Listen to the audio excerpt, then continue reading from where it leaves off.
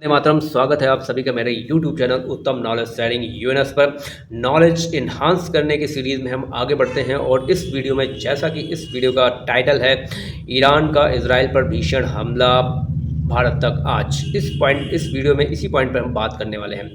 जैसा कि आप सभी को पता है कि ईरान जो कि एक शिया कंट्रीज़ है और जो हिजबुल्लाह को सपोर्ट करता था, इजराइल द्वारा हिजबुल्लाह के चीफ कमांडर हसन नसरुल्लाह को मारे जाने के बाद ईरान की तरफ से कड़ी प्रतिक्रिया आई थी और ईरान ने बोला था कि इजराइल इसके परिणाम भुगतने के लिए तैयार है।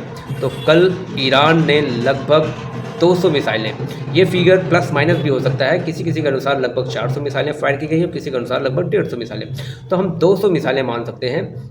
ईरान ने लगभग 200 मिसाइलें इजराइल पर फायर कर दी।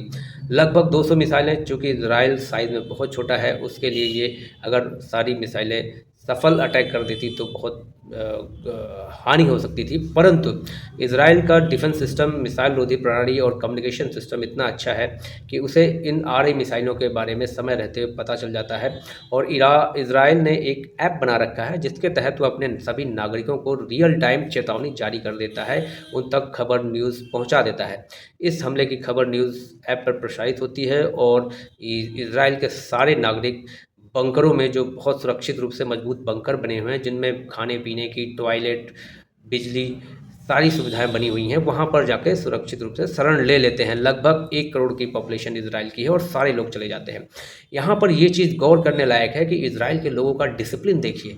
एक न्यूज़ आती है, एक गवर्नमेंट की एडवाइजरी आती है और सारे लोग फॉलो करते हैं। यहाँ पर सल्यूट है इजराइल के नागरिकों को, उनके डिसिप्लिन को।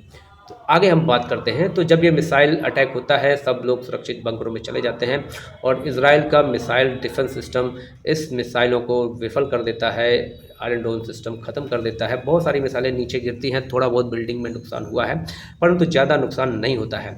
इसके बाद Israeli prime minister Benjamin Netanyahu ने ईरान को चेतावनी देते हुए कहा कि ईरान ने बहुत बड़ी गलती कर दी है, अब परिणाम भुगतने के लिए तैयार रहे।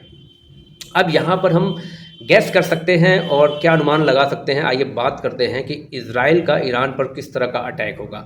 क्योंकि अमेरिका ने पूरा सपोर्ट दे रखा है इजराइल को और उसने आगे भी सपोर्ट जारी रखने के बारे में बोला है। तो अब ईरान पर किस तरह के अटैक होंगे, इसका अनुमान हम लगा सकते हैं।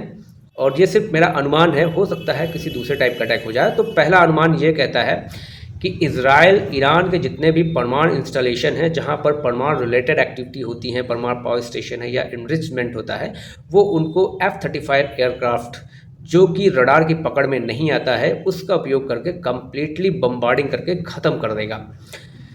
एक तो पॉसिबिलिटी ये बनती है। अगली पॉसिबिलिटी ये बनती है कि ईरान के जितने भी पावर स्टेशन है, जहाँ पर बिजली बनती है, जैसे कि एक पावर स्टेशन है दमावंद कंबाइंड पावर स्टेशन, उस पर अटैक करके ईरान को कम्प्लीटली ब्लैकआउट कर देगा इजराइल।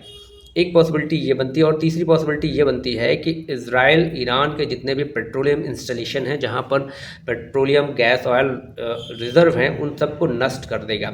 हालांकि ईरान पर बहुत सारे सैंक्शन लगे हुए हैं एक्सपोर्ट पर, पेट्रोलियम और क्रूड एक्सपोर्ट पर, परंतु उसका स्टोरेज बहुत अधिक मात्रा में हो रखा है। जैसे ही सैंक्शन हटेंगे तो वो उसको बेचकर विदेशी मुद्रा कमा सकता है।